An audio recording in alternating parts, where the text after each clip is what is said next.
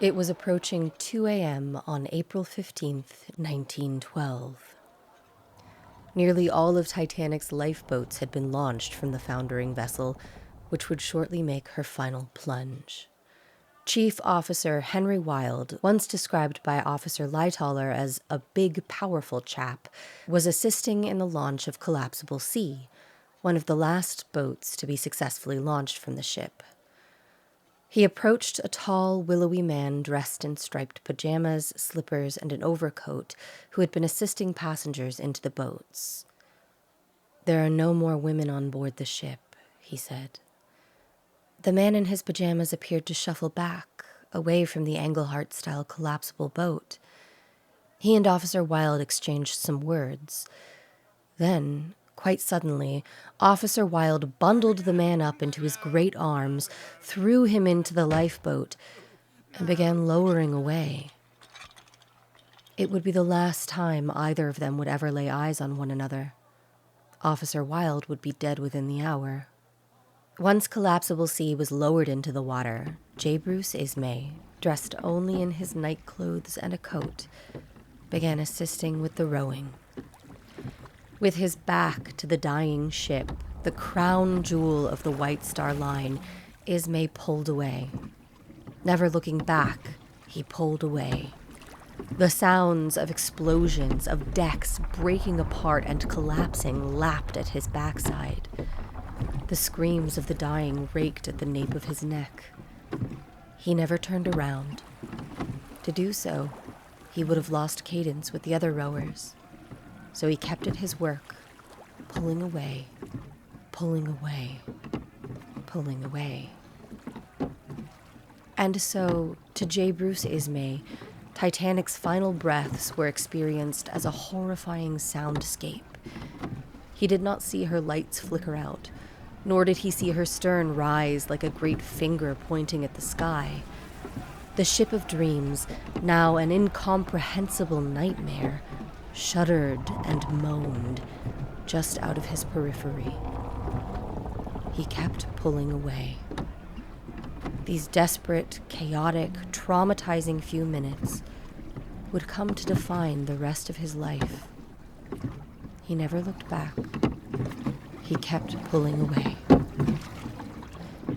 My name is Amanda Hoopman, and in this episode, I want to take a closer look at Joseph Bruce Ismay. Who was he? How responsible was he, if at all, for the great loss of life aboard Titanic? And what happened to him after Titanic?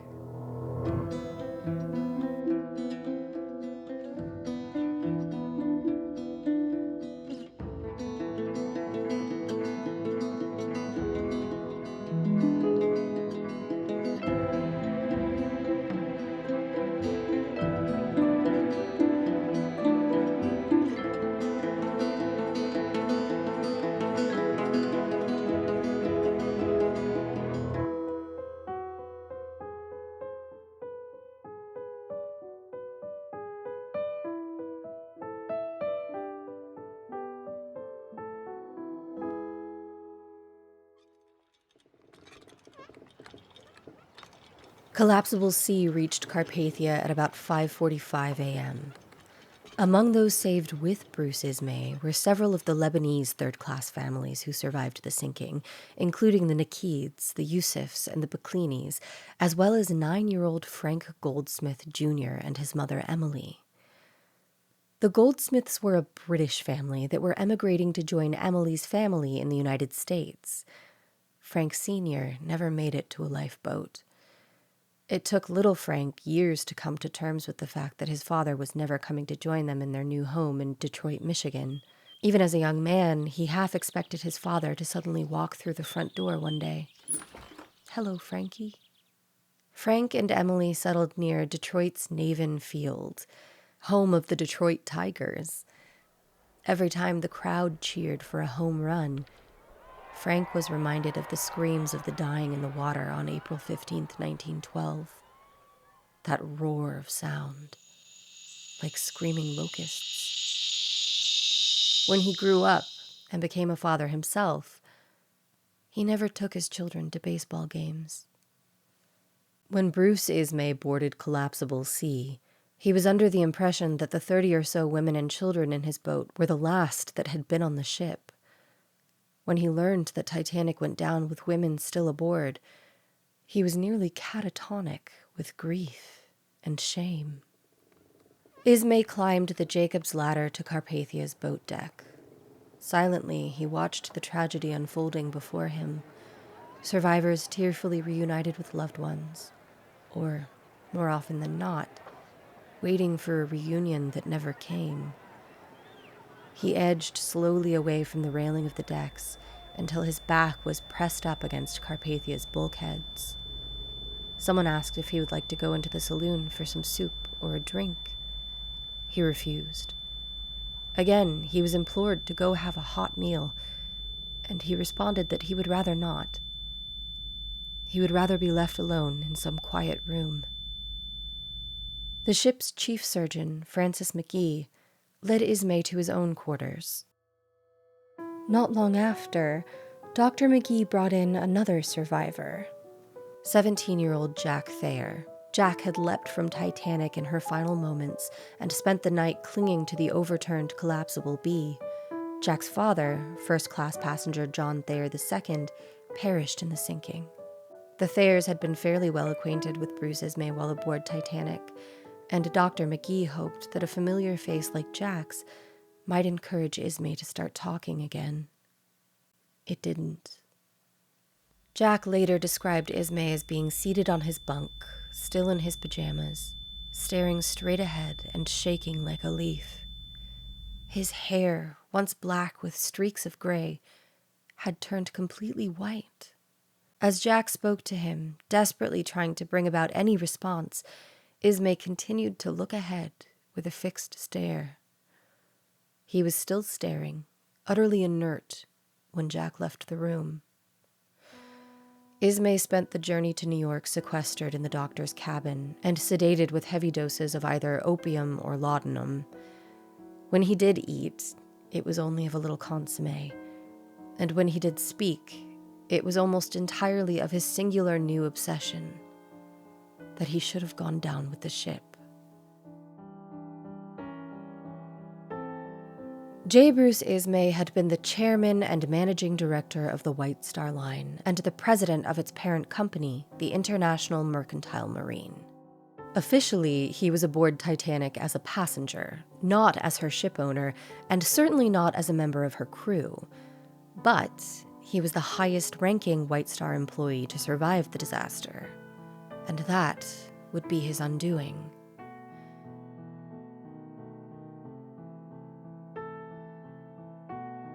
Joseph Bruce Ismay, Bruce, came from a long line of shipowners and shipbuilders stretching back to the 18th century.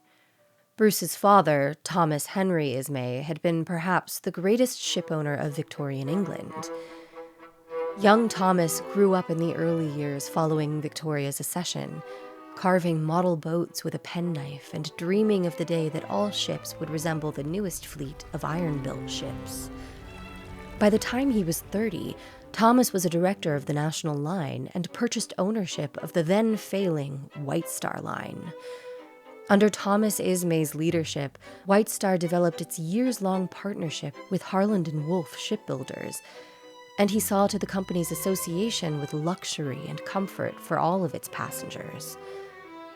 Upon hearing of complaints among steerage passengers on White Star's transatlantic shipping routes in 1872, Thomas Ismay arranged for one of his own members of staff to travel steerage to New York aboard the SS Oceanic as a sort of undercover boss situation.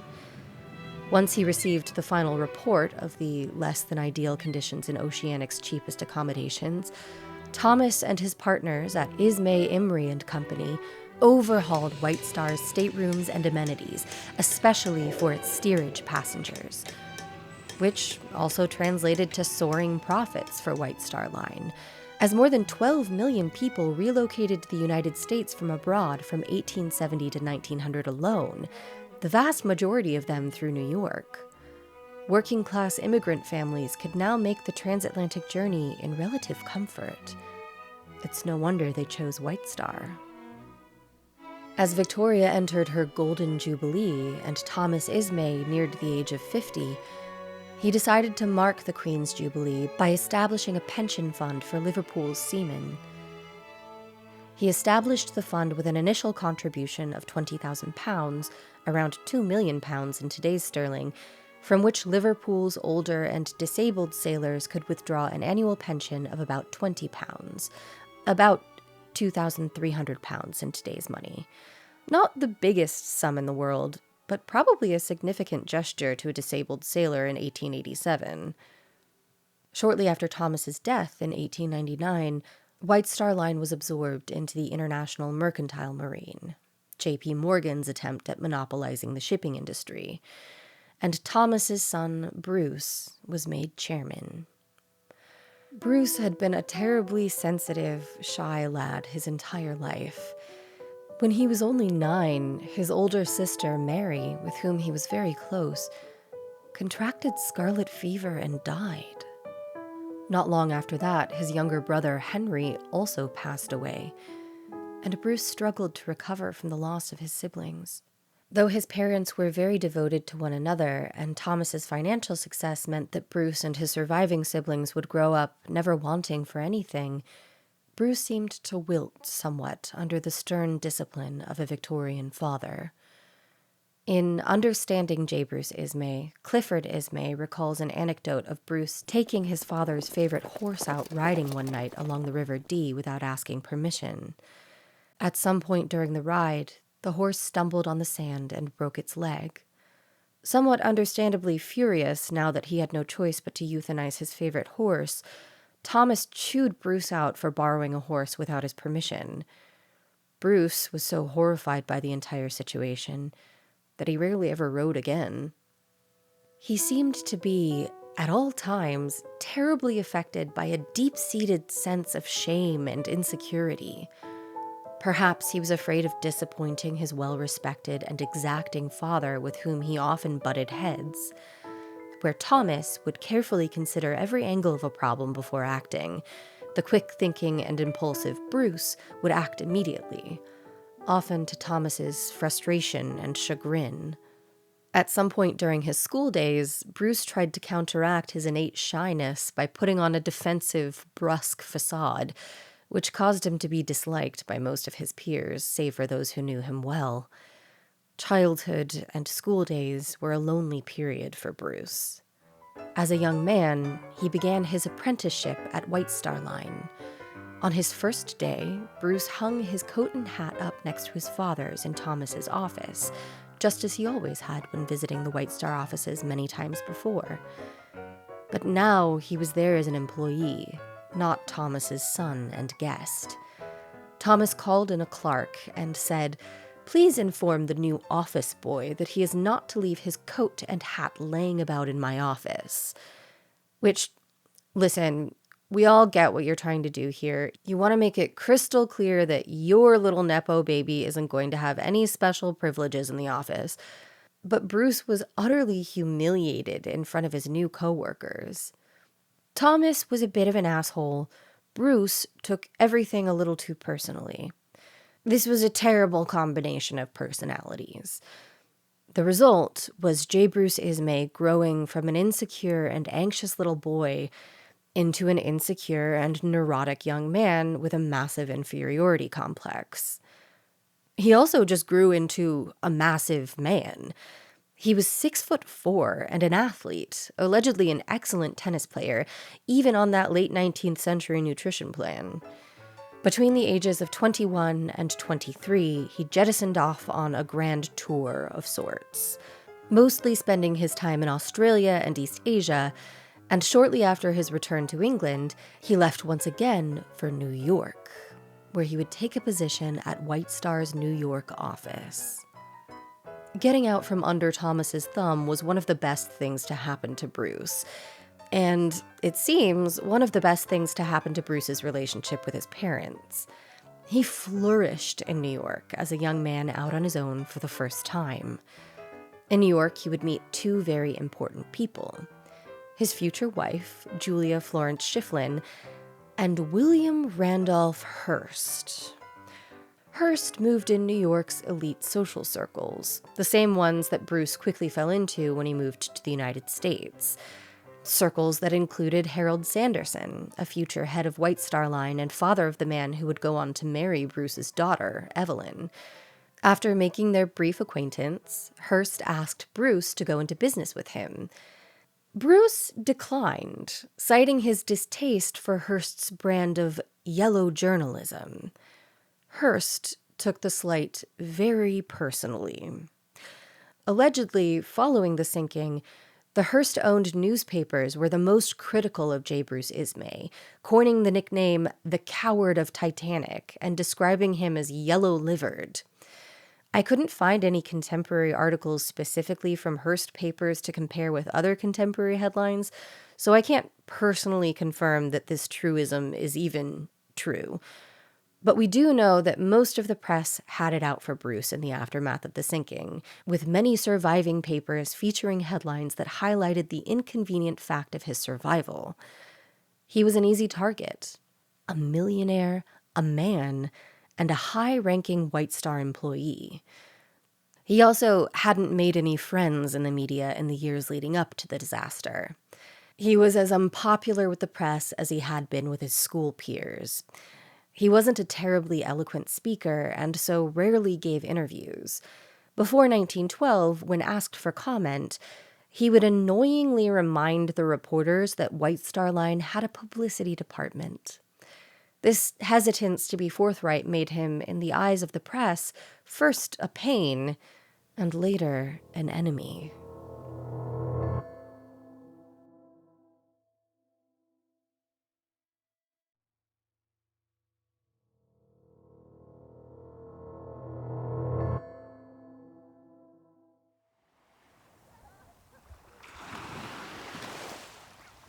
In early 1887, J. Bruce Ismay met Florence Schifflin while staying with a friend at their weekend home in Long Island. Florence, the daughter of a high-powered lawyer and a mainstay of New York high society, boasted the nickname the Belle of New York. She was beautiful and bright, and Bruce fell for her instantly. Naturally, he put her off at their first acquaintance with the arrogant, ostentatious affect that still lingered from his school days. But eventually Florence's opinion of Bruce softened, and the pair began spending increasing time with one another. On Thanksgiving, Bruce asked Florence to marry her, and they were wed by December of the following year. Mr. and Mrs. Joseph Bruce Ismay spent their first Christmas at Bruce's family home in the north of England, where Bruce's sisters, raised to adhere to Victorian ideals of femininity, were utterly besotted with their lively chatterbox of an American sister-in-law. A little over a year after their marriage, Florence gave birth to their first child, a daughter named Margaret. And in April of 1891, Florence and Bruce welcomed their son, Henry, into the world. Around this same time, the Ismays were making plans to move back to England. Thomas had offered to make Bruce and his younger brother James partners at his firm, Ismay, Imrie and Company, and to place Bruce at its head. And so, in September of 1891, the family boarded a ship bound for England. Little Henry had been terribly ill in the lead up to the journey, but the family's doctor in New York thought that the sea air on the transatlantic journey might help the 5-month-old. But he grew weaker still. When the family arrived on British soil and Thomas and Margaret Ismay saw the condition of their grandson, they telephoned a doctor immediately. But it was no use. The infant Henry passed away on the morning of October 1st, 1891. Bruce never quite recovered from the loss. As a child himself, he'd lost his 2 closest siblings, and now he'd lost a child of his own. For the rest of his life, Bruce allegedly kept his distance from children, including his own. He even went so far as to build an entire wing of his home, Sandys, to sequester the later children Florence would bear him in. In 1899, Thomas Ismay passed away, and the following year, Bruce's youngest brother, Charles, married Florence's younger sister, Constance. Change was on the wind. In 1901, Bruce's brother James quietly retired from the family business, Ismay, Imrie and Company, followed quickly by partners William Imrie and William Samuel Graves. This left Bruce and Harold Sanderson in sole charge of the company and White Star Line. Seizing upon this, John Pierpont Morgan finalized his plans to buy the majority shares of White Star's parent company, Oceanic Steam Navigation Company. J.P. Morgan was like the anti-William Alden Smith. He made his career monopolizing and exploiting American railroads and became a millionaire in the process. Now, he wished to do the same with shipping companies. The sale of 75% of the shares of the Oceanic Steam Navigation Company was completed in 1902. Thomas's widow, Margaret, commented on the sale in her diary. "This ends the White Star Line in which so much interest, thought, and care was bestowed, and which was my dearest one's life work." White Star Line became one of the chief operating companies under J.P. Morgan's new conglomerate, the International Mercantile Marine, and Bruce was offered the job of managing director and then president of this remnant of his father's life's work.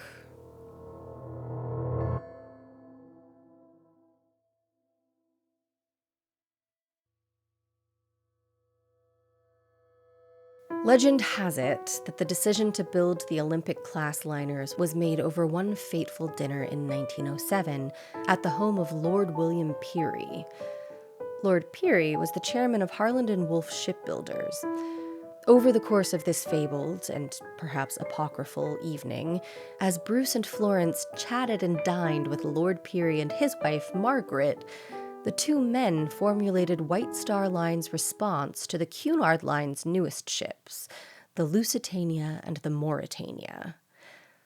Lord Peary's nephew, Thomas Andrews, would be brought in to design this new class of ships, which would be unrivaled in terms of luxury. The keel for Olympic would be laid in December of 1908, and the keel for Titanic was laid a few short months later. The sister ships were constructed and completed nearly as twins. Construction on Olympic was completed by the end of 1910, and she completed her sea trials at the end of May 1911, departing for her maiden voyage the following month.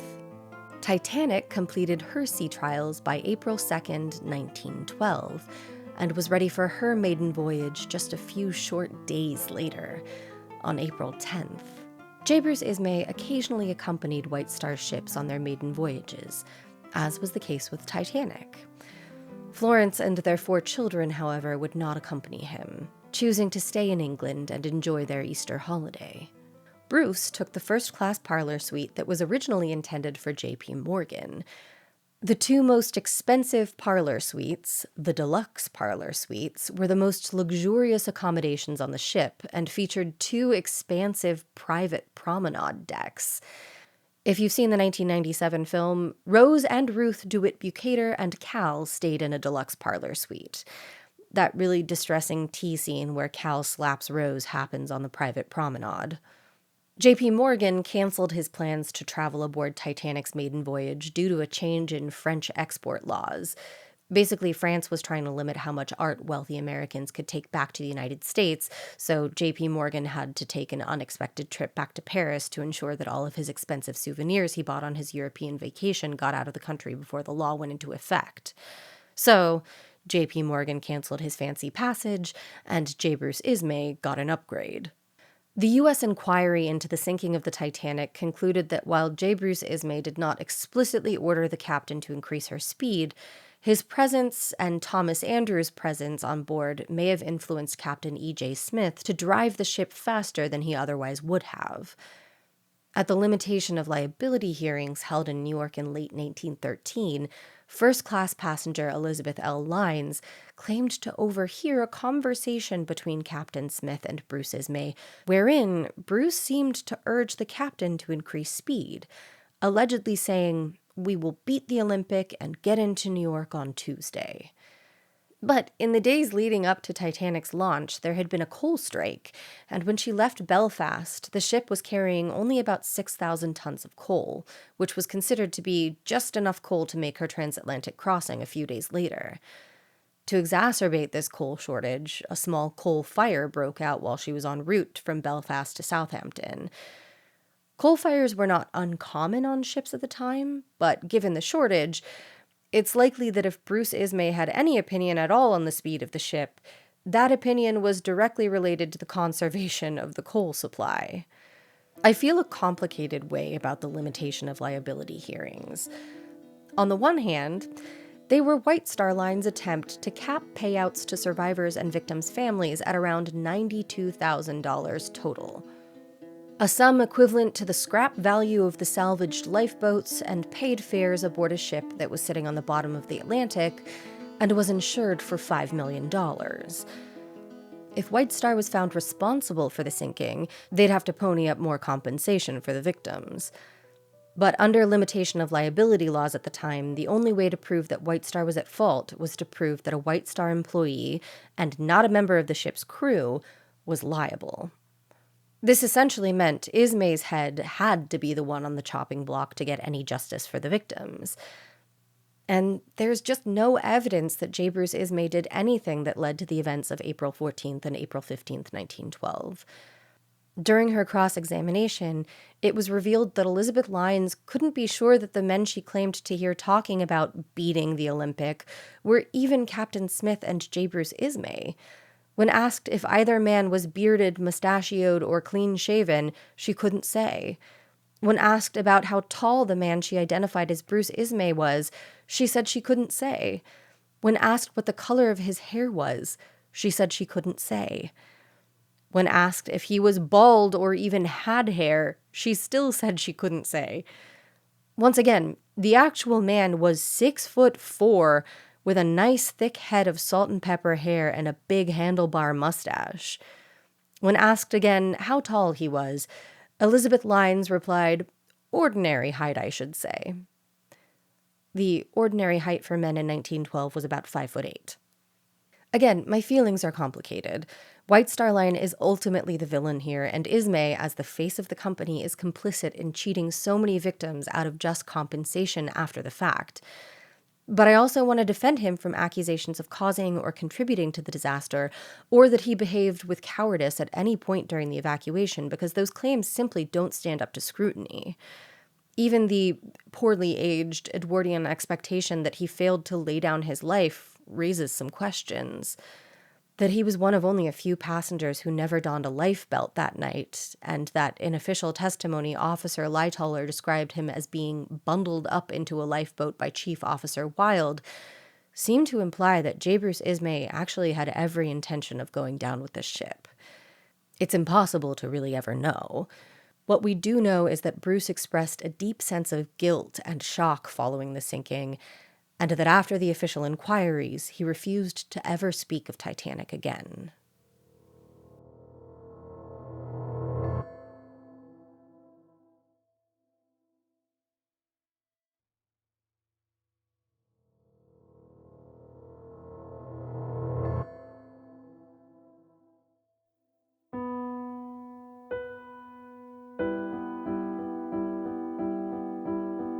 Before his ill-fated journey aboard Titanic, J. Bruce Ismay had been negotiating his retirement from White Star Line.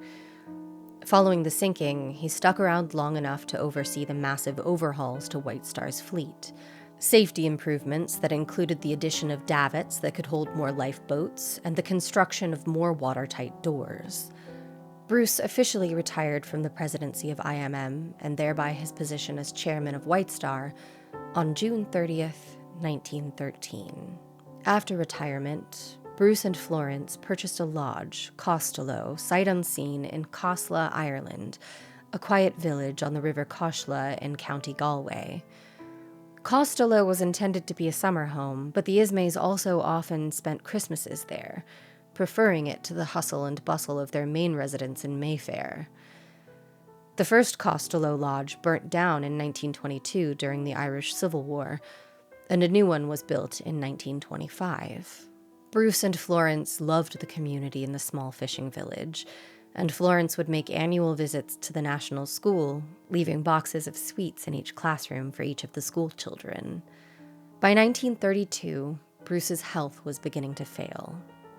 He began experiencing pains in his legs that ultimately led to his needing to have the lower part of his right leg completely amputated. Newly disabled and unable to adequately care for himself, Bruce asked his former butler, John Smith, if he would return to service from retirement, and John obliged. It was John who discovered Bruce on the evening of October 14th, 1937, unconscious in his armchair after suffering a massive stroke. It was John who moved Bruce from the chair to his bed, in which he would remain for the next 3 days without ever regaining consciousness. Florence sat at Bruce's bedside until he slipped away around midday on October 17th.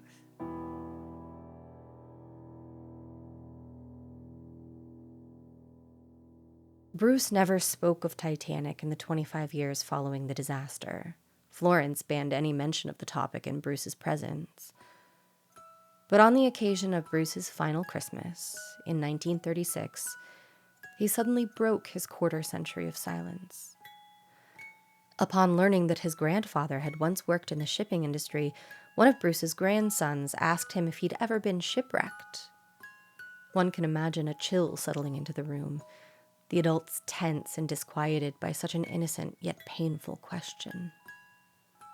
And then J. Bruce Ismay replied, "Yes, I was once in a ship which was believed to be unsinkable."